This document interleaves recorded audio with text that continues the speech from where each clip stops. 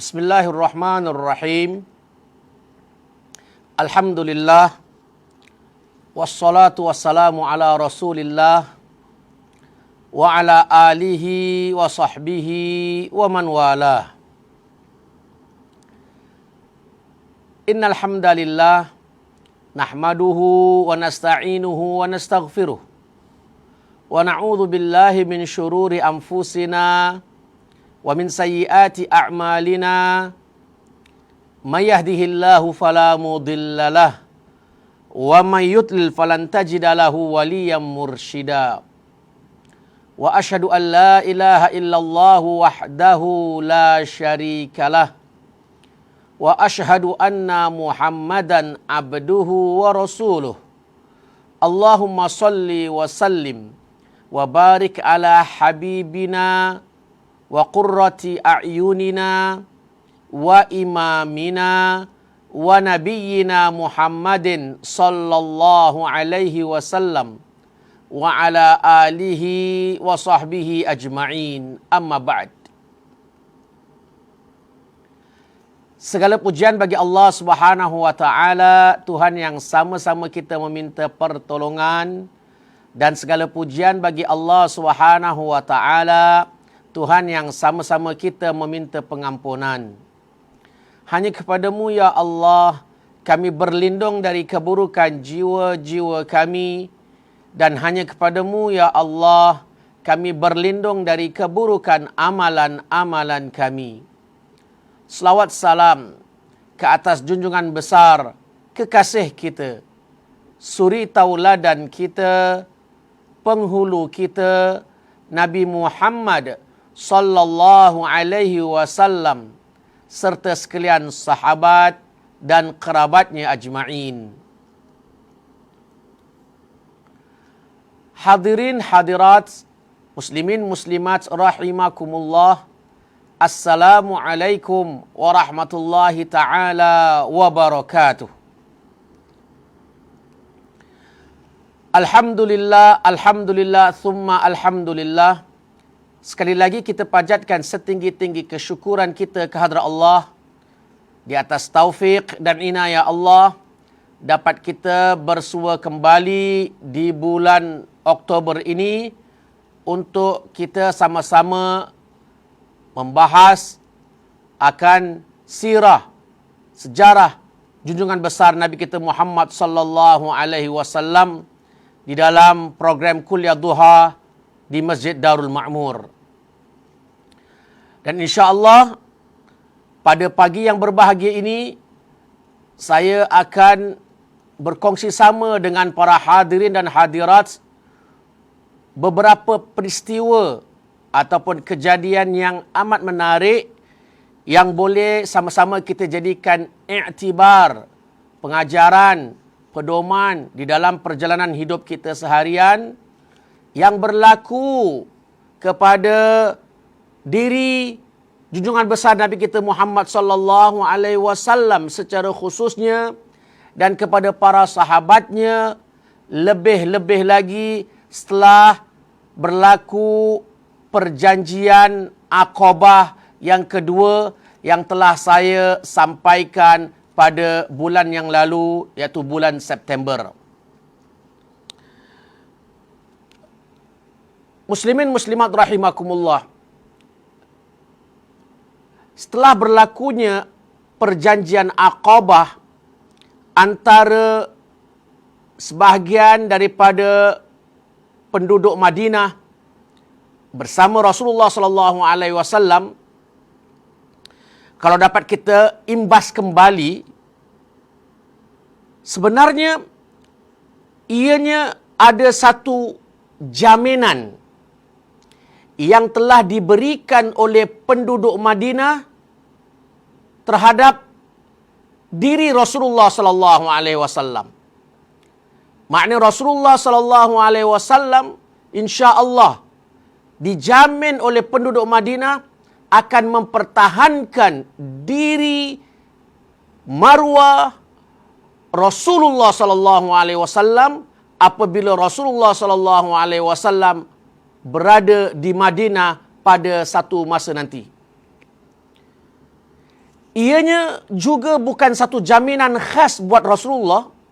Bahkan jaminan itu dapat dirasai oleh Rasulullah SAW sendiri, yang mana jaminan ini juga akan diberikan kepada orang-orang yang beriman di kalangan orang-orang muhajirin yang akan berhijrah ke Madinah daripada kalangan sahabat-sahabat Rasulullah SAW. Justru itu, setelah berlaku perjanjian Aqabah, Rasulullah pulang kembali ke Mekah dan wakil-wakil golongan daripada Madinah ini pun selesai musim haji mereka pulang. Mulalah Rasulullah SAW berbisik, menyampaikan secara rahsia kepada sahabat Rasulullah SAW di Mekah agar mereka bolehlah bersiap sedia untuk berhijrah daripada Makkah menuju ke Madinah. Ini dia peristiwa yang ingin saya kongsi sama dengan anda pada pagi ini melalui hijrahnya sahabat-sahabat Rasulullah dan permulaan hijrah baginda Rasulullah SAW. Muslimin muslimat rahimakumullah, sesuatu fakta yang menarik yang dapat kita sama-sama pelajari, iaitu di saat berlakunya peristiwa hijrah ini, kalau kita lihat kepada kitab-kitab sejarah, sepakat bahawa Rasulullah SAW bukanlah orang yang pertama keluar daripada bumi Makkah menuju ke Madinah. Mungkin ini sering kita lihat di dalam dunia hari ini, di mana kalau kita dalam keadaan sesuatu negara dalam keadaan kecemasan, di dalam keadaan kegawatan, lebih-lebih lagi pertempuran antara satu puak ke satu puak di sebuah negara, biasanya yang akan selamatkan diri dahulu adalah pemimpin. Pemimpin yang akan selamatkan dirinya dahulu, baru kalau kita lihat apa yang terjadi kepada rakyatnya. Namun itu tidak berlaku kepada junjungan besar Nabi kita Muhammad SAW. Rasulullah SAW tahu dalam keadaan payah, susah, cobaan yang berlaku di kota Mekah yang dilakukan oleh orang-orang Quraisy terhadap diri Rasul dan para sahabatnya yang beriman. Namun Rasulullah SAW memberi keizinan kepada para sahabatnya untuk keluar dahulu sebelum Rasulullah SAW. Ini satu pengorbanan daripada Rasulullah SAW sendiri secara khusus, dan satu pengorbanan juga kepada sahabat-sahabat Rasulullah SAW, kerana orang-orang yang berhijrah daripada kota Mekah menuju ke kota Madinah, ianya merupakan satu pengorbanan yang sangat hebat yang dirakamkan oleh Allah di dalam Al-Quran. Sebab itu orang-orang muhajirin mendapat kedudukan yang istimewa di sisi Allah Subhanahu wa taala. Kerana apa? Kerana pengorbanan mereka. Mereka berhijrah daripada kota Mekah menuju kota Madinah bukan dalam keadaan senang. Mereka menghadapi pelbagai ujian dan cabaran hidup. Ianya bukan sekadar keluar daripada Mekah menuju ke Madinah selesai begitu saja, tidak. Kerana kepayahan demi kepayahan telah mereka lalui, dan ia merupakan satu rentetan kepayahan yang harus mereka hadapi. Mereka berhijrah dalam keadaan sehelai sepinggang. Harta mereka masih lagi ditinggalkan di Mekah atau dikawal, disekat oleh penduduk Quraisy untuk menyukarkan kehidupan mereka di rantauan. Muslimin muslimat rahimakumullah, pada pagi ini mungkin saya akan datangkan satu atau dua kisah yang berlaku kepada sahabat Rasulullah SAW, di mana hijrah itu merupakan satu ujian dan cabaran hidup bagi mereka. Yaitu yang pertama, kepada sahabat Rasulullah SAW yang bernama Abu Salamah. Beliau di saat untuk berhijrah, bergegas untuk berhijrah bersama isteri dan anaknya, akhirnya beliau ditahan oleh keluarganya daripada di kalangan penduduk Mekah. Sehingga isterinya dihalang untuk berhijrah bersama beliau. Dan bukan sekadar isterinya dihalang, bahkan anak kecilnya diambil oleh familinya. Jadi kalau beliau berhijrah, dia akan meninggalkan, bukan setakat meninggalkan isteri dan anak, istrinya juga akan terpisah dengan anaknya. Jadi satu ujian yang sangat hebat yang berlaku ke atas atau yang tertimpa ke atas sahabat Rasulullah SAW ini. Akhirnya beliau berhijrah, meninggalkan istrinya yang bersendirian, terpisah dengan anaknya. Pertanyaan di sini, kenapa anaknya diambil daripada istrinya? Inilah kalau anda memahami sejarah orang-orang Quraisy, orang Arab dahulu, sistem kabilah mereka sangat kuat. Jadi anak kepada seseorang itu bukan sekadar anak kepada diri orang tersebut, tapi kerana anak itu membawa nama kabilah. Jadi kabilah lebih kuasai daripada mungkin orang tua. Justru itu anaknya diambil oleh familinya kerana masih lagi membawa nama kabilah tersebut dan dipisahkan daripada ibunya dan dipisahkan daripada ayahnya. Dan Abu Salamah atau Salamah berhijrah bersendirian dalam keadaan payah dan sedih. Diriwayatkan bahawa isterinya juga sangat sedih, terpisah dengan suaminya, terpaksa duduk bersendirian, memikirkan keadaan suaminya di Madinah, tak tahu apa cerita, dan difikirkan keadaan anaknya yang berada di tangan famili, keluarga suaminya. Jadi itu satu cabaran hebat yang ditempuhi oleh sahabat Rasulullah SAW yang nama Abu Salamah atau Abu Salamah. Sahabat lain yang bernama Ayyash bin Rabi'ah, beliau juga menghadapi ujian. Dia menghadapi ujian tipu hela keluarganya juga. Di dalam sejarah, kitab sejarah mengatakan bahawa beliau telah selamat sampai ke kota Madinah dengan sebahagian rombongan orang-orang yang beriman yang seramai 20 orang. Sudah selamat berada di Madinah. Kondisi dan keadaannya sudah aman. Namun, selang beberapa bulan, telah mendapat berita dari Mekah yang disampaikan oleh familinya bahawa ibunya dalam keadaan sakit. Ibunya sangat-sangat memerlukan kepulangan beliau untuk bertemu anaknya yang bernama Ayyash. Hakikat sebenarnya, berita ini adalah fake news, berita palsu yang direka-reka oleh famili Ayyash di Madinah daripada kalangan orang Quraisy yang tak beriman. Tujuannya untuk menangkap semula Ayyash agar ia dapat diseksa di kota Mekah selanjutnya. Namun, berita itu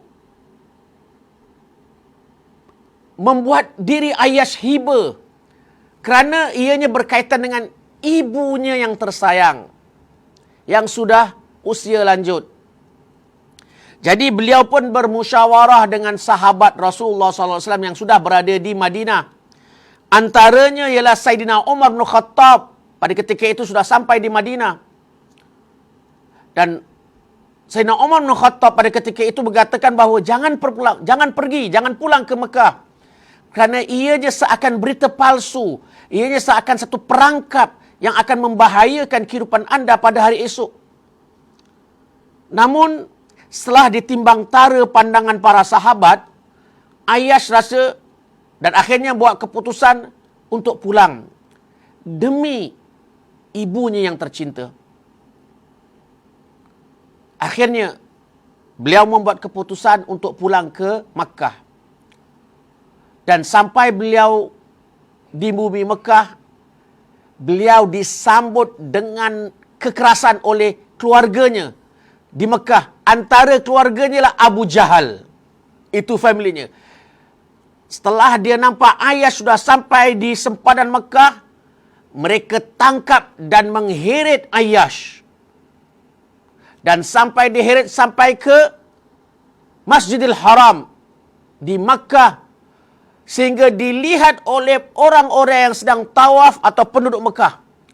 Sambil keluarga Ayyash mengatakan, ini balasan orang-orang yang cuba memperolok-olokkan agama datuk moyang kita di sini. Jadi Ayyash terseksa buat kali kedua. Itu yang berlaku kepada sebahagian sahabat. Ujian dan cabaran dalam peristiwa untuk berhijrah daripada bumi Mekah menuju ke bumi Madinah. Pertanyaan selanjutnya, apakah yang berlaku ke atas diri Rasulullah sallallahu alaihi wasallam? Apakah yang berlaku ke atas sahabat akrab terdekat dengan Rasulullah sallallahu alaihi wasallam, yaitu Sayyidina Abu Bakar As-Siddiq radhiyallahu an? Di sini juga saya ingin kongsikan peristiwa mula-mula, bibit-bibit permulaan hijrahnya Rasulullah sallallahu alaihi wasallam. Di dalam riwayat sejarah menegaskan bahawa apabila Allah Subhanahu wa taala mengizinkan ke atas junjungan besar nabinya untuk berhijrah,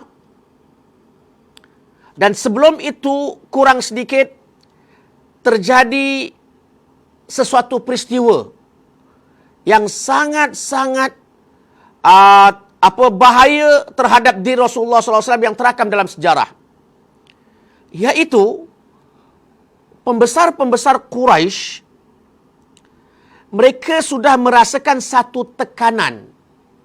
Mereka sudah rasakan satu yang agak-agak yang boleh menampar diri mereka sendiri, yaitu golongan orang-orang yang beriman daripada kalangan muhajirin sedikit demi sedikit mulai terpisah dari bumi Makkah. Bayangkanlah muslimin muslimat, orang-orang Quraisy yang selama ini menganiayai orang-orang yang beriman di kota Mekah. Seandainya orang-orang yang beriman ni sudah tidak ada lagi di bumi Mekah, apa yang mereka akan buat? Di situ yang terdetik pertanyaan sesama mereka. Kalaulah orang-orang yang beriman semuanya menuju ke kota Madinah, akhirnya siapa lagi yang ada depan mereka? Jadi mereka cuba fikirkan apa yang harus mereka lakukan pada hari esok. Jadi mereka bincang di Darun Nadwah. Dan mereka membuat satu pakatan yang sangat bahaya terhadap diri Rasulullah SAW. Mereka merancang bahawa sekarang ni orang-orang yang beriman sudah berada di kota Madinah. Yang mereka nanti adalah Nabi mereka Muhammad yang sekarang berada di sisi kita. Adalah satu perkara yang baik yang kalau kita sepakat untuk lakukan, iaitu kita bunuh saja lelaki yang bernama Muhammad. Supaya dia selesai dalam kehidupan kita di Mekah, dan orang-orang Madinah nanti tidak akan lagi menunggu lelaki yang bernama Muhammad. Biar berputih mata oleh orang-orang yang menanti kehadiran Muhammad di kota Madinah. Jadi perancangan demi perancangan itu difikirkan.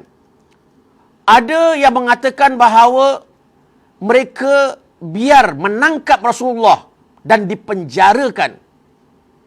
Namun pandangan itu ditolak oleh sebahagian kabilah Quraisy. Kerana ini hukuman agak ringan untuk kita lakukan terhadap lelaki yang bernama Muhammad. Akhirnya mereka buat keputusan, tidak jalan lain adalah dengan cara membunuh, menamatkan riwayat lelaki yang bernama Muhammad yang mengganggu gugat agama datuk moyang kita di kota Mekah. Namun mereka menghadapi satu persoalan.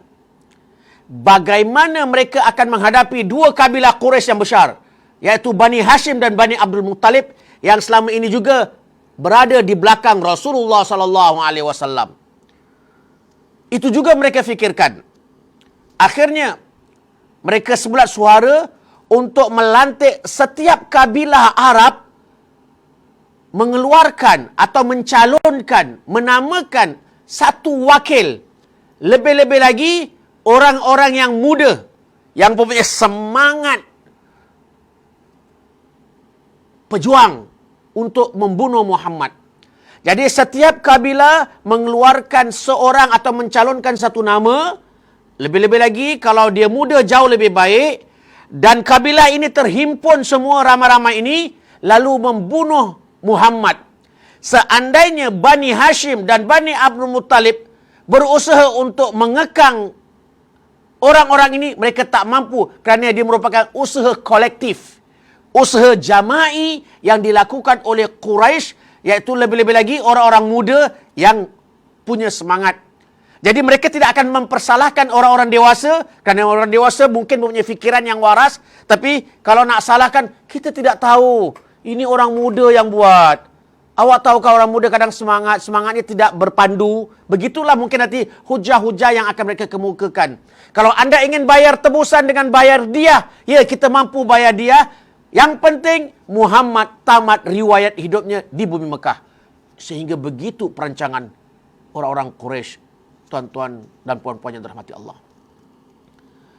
Mereka merancang. Allah juga merancang. Perancangan Allah sangat hebat.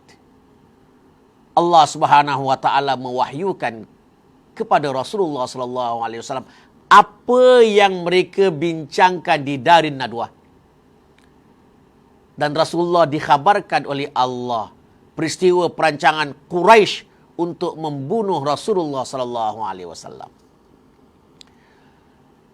Setelah Rasulullah tahu perancangan mereka, perancangan jahat mereka, Rasulullah sallallahu alaihi wasallam bersendirian pergi ke rumah Sayyidina Abu Bakar As-Siddiq radhiyallahu an. Sebelum itu Abu Bakar As-Siddiq radhiyallahu anhu sering bertanya kepada Rasulullah, "Ya Rasulullah, bila kita mulai berhijrah?" Dan biasa Rasulullah sallallahu alaihi wasallam menjawab kepada Abu Bakar, "Tunggulah bila saat Allah mengizinkan." Apabila Sayyidina Abu Bakar bertanyakan kepada Rasulullah, itulah yang Rasulullah akan jawab, "Tunggulah saat Allah izinkan kita berhijrah." Dan Abu Bakar As-Siddiq radhiyallahu an, beliau bukan seorang lelaki yang berpeluk tubuh. Beliau adalah seorang lelaki yang mempunyai wawasan jauh, mempunyai perancangan hebat, kerana beliau juga adalah saudagar besar Quraisy. Kerana seseorang yang kalau pakar dalam perniagaan, lebih-lebih lagi dalam perniagaan saudagar dan perniagaan, beliau mesti ada timeline, mesti ada strategi mengatur perancangan beliau. Justru itu, sebelum berlakunya hijrah, walaupun Rasulullah mengatakan, "Tunggulah apabila Allah izinkan kita berhijrah," namun Abu Bakar secara diam-diam, beliau telah mengatur beberapa strategi untuk berhijrah. Beliau telah siapkan alat tunggangan. Beliau telah memberi 2 ekor unta. Satu untuk dirinya dan satu untuk Rasulullah sallallahu alaihi wasallam. Terlebih dahulu disiapkan, disediakan keperluan-keperluan lain. Jadi beliau tahu di saat apabila Rasulullah memerlukan, beliau sudah bersedia. Bukan bersedia setakat tawakal secara bulat-bulat tawakal kepada Allah. Bahkan beliau telah mengambil beberapa asbab sebelum berhijrah, iaitu peralatan, kelengkapan, tunggangan dan sebagainya. Ini beliau telah siapkan terlebih dahulu. Berbalik kepada Rasulullah datang ke rumah Abu Bakar As-Siddiq. Jadi Rasulullah SAW di saat beliau masuk ke rumah Abu Bakar, beliau melihat ke kanan dan ke kiri. Beliau ingin menyampaikan satu pesanan yang cukup confidential, rahsia. Sehingga beliau mengatakan kepada Abu Bakar, izinkan pada saat ini saya berbicara khas bersama anda. Abu Bakar menjawab, ya Rasulullah, jangan khawatir. Di rumah ini tidak ada lain melainkan diri saya, isteri dan dua anak perempuan saya pada ketika itu, iaitu Sayyidatuna Aisyah dan Sayyidatuna Asma, dua anak perempuan Abu Bakar. Ini anak kecil yang sentiasa menyayangi ayahnya, yang sentiasa membantu ayahnya. Tidak ada lain yang engkau nak curigakan, ya Rasulullah. Setelah Rasulullah SAW aman daripada apa yang disampaikan oleh Abu Bakar, jadi Rasulullah beritahu kepada Abu Bakar, ya Abu Bakar, sekarang Allah telah izinkan kita untuk berhijrah. Apabila mendengar ucapan Rasulullah mengatakan sekarang, menitis air mata Abu Bakar kegembiraan. Itulah saat-saat yang beliau nantikan. Selama ini dia bertanya kepada Rasulullah, bila ya Rasulullah? Bila ya Rasulullah? Rasulullah mengatakan, sabar, tunggu, sehingga Allah izinkan. Beliau menerima berita itu dengan penuh gembira, sehingga menitiskan air mata, kerana ia tahu itu merupakan perintah Allah khas untuk Rasulullah dan Sayyidina Abu Bakar. Sebab Sayyidina Abu Bakar sudah lama mempercayai diri Rasulullah sallallahu alaihi wasallam. Dia tahu ini merupakan perancangan Allah, aturan Allah, susunan Allah. Sebab itu dalam riwayat Sayyidina Aisyah radhiyallahu anha pernah berkatakan, pada hari itu tidak aku melihat Abu Bakar paling sangat gembira, melainkan di saat Rasulullah mengatakan, sekarang ini ya Abu Bakar, sekarang. Jadi sekarang inilah kita akan berhijrah. Jadi Rasulullah sebutkan kepada Sayyidina Abu Bakar pada hari di saat mereka berhijrah, dan Rasulullah juga telah kabarkan kepada Abu Bakar apa yang Quraisy ingin lakukan terhadap diri Rasulullah sallallahu alaihi wasallam. Jadi setelah Abu Bakar tahu tentang apa yang dilakukan oleh orang Quraisy, jadi Rasulullah SAW dan Abu Bakar telah bersepakat untuk keluar pada malam itu. Dan Rasulullah SAW pulang ke rumah, lalu mengundang Ali bin Abi Talib, Sayyidina Ali bin Abi Talib radhiyallahu anhu. Masa itu beliau masih lagi kecil.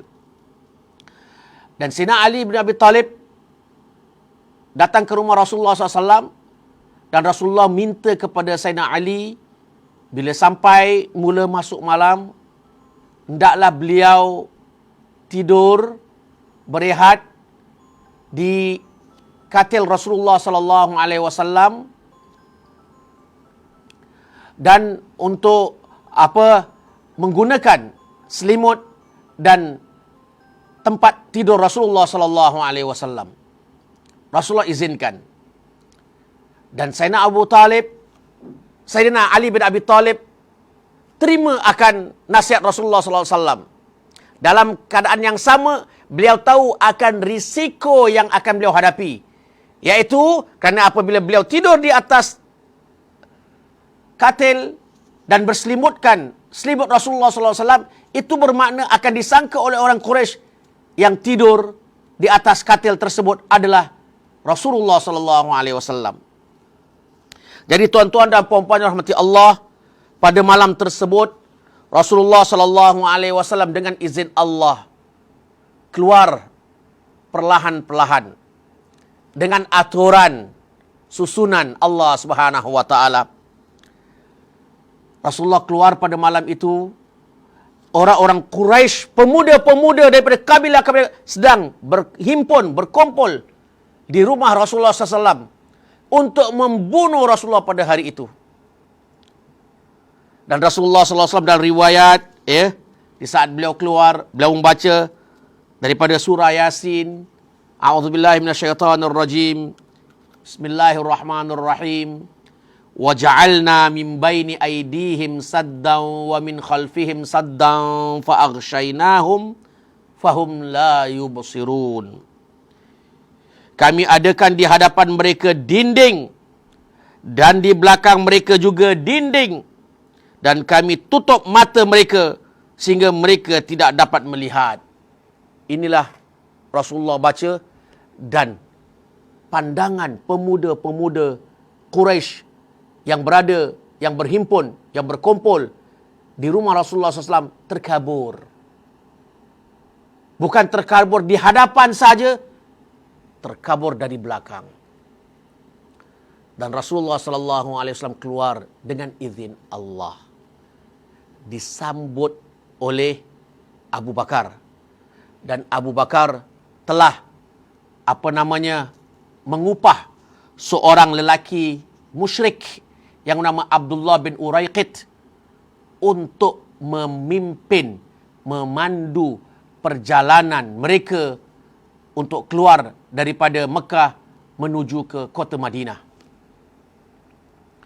Setelah pada malam itu mereka keluar, Rasulullah keluar dengan Abu Bakar dengan selamat, dengan izin Allah. Dan apabila mereka merancang untuk membunuh pada awal pagi, mereka masuk menceroboh rumah Rasulullah SAW dan mereka mengangkat selimut di atas katil. Apabila saat mereka nak membunuh lelaki yang di atas katil, ternyata mereka lihat bahawa itu bukan lelaki yang mereka inginkan, dan itu adalah Ali bin Abi Talib yang mereka kenal. Kerana Ali bin Abi Talib adalah pemuda seperti mereka juga. Dan akhirnya mereka terperanjat. Kenapa boleh terjadi demikian? Dan akhirnya pemuda-pemuda tersebut bergegas bertemu ketua-ketua mereka sekali lagi di Darun Nadwah, yang mana ketua-ketua mereka menantikan berita gembira, yang mana menantikan akan kematian lelaki yang bernama Muhammad. Dan akhirnya mereka bertemu, mereka terperanjat apa yang berlaku, yang dikhabarkan oleh pemuda tersebut bahawa Muhammad sudah tiada di rumahnya dan Muhammad telah keluar daripada kota Mekah. Jadi bertambah marahnya kaum Quraisy pada ketika itu. Dan mereka membuat perancangan, perbincangan sekali lagi untuk menjejaki Rasulullah, yang mana mereka menjangkakan kalau beliau keluar pada malam tadi hanya beberapa jam. Dan kalau hanya beberapa jam, perjalanannya itu dapat diukur. Dan mereka mempunyai kuda-kuda yang hebat, dapat mengejar dan menjejaki Muhammad sallallahu alaihi wasallam dan Abu Bakar As-Siddiq. Jadi mereka perancang untuk menjejaki Muhammad, Nabi kita Muhammad sallallahu alaihi wasallam, dan bahkan mereka telah menyediakan hadiah-hadiah yang sangat lumayan bagi mereka yang dapat menangkap Muhammad secara hidup atau telah membawa Muhammad dalam keadaan mati. Dan ini yang akan kita saksikan pada bulan akan datang. Apakah yang berlaku di dalam sejarah mengenai perjalanan Rasulullah SAW daripada Makkah menuju ke Madinah dan sampai Rasulullah ke kota Madinah dengan selamat dan sejahtera. Moga-moga apa yang saya sampaikan pada kali ini secara ringkas memberi manfaat, memberi kebaikan, iktibar dalam kehidupan kita. Kesimpulan daripada apa yang saya sampaikan adalah, alhamdulillah, peristiwa Aqabah yang kedua memberi satu jaminan yang baik kepada Rasulullah SAW dan kepada orang-orang Islam. Dan peristiwa Aqabah itu ia merupakan satu strategi perancangan jauh yang dilakukan oleh Rasulullah SAW sebelum ini. Kedua, yakin Rasulullah SAW akan janji Allah, dan yakin Sayyidina Abu Bakar As-Siddiq radhiyallahu an akan janji-janji Allah, dan juga para sahabat yang lain akan janji-janji Allah. Alhamdulillah, ini yang perlu juga ada dalam diri kita. Kita harus yakin dengan keimanan kita. Kita harus yakin dengan janji-janji Allah. Dan Allah tidak akan memungkiri janji-janjinya. Moga-moga Allah SWT merahmati kita, meredai kehidupan kita di dunia dan di akhirat. Setakat ini saja yang dapat saya sampaikan. Saya sudahi dengan aqulu qawli hadza wa astaghfirullahal azim li wa lakum. Wassalamualaikum warahmatullahi taala wabarakatuh.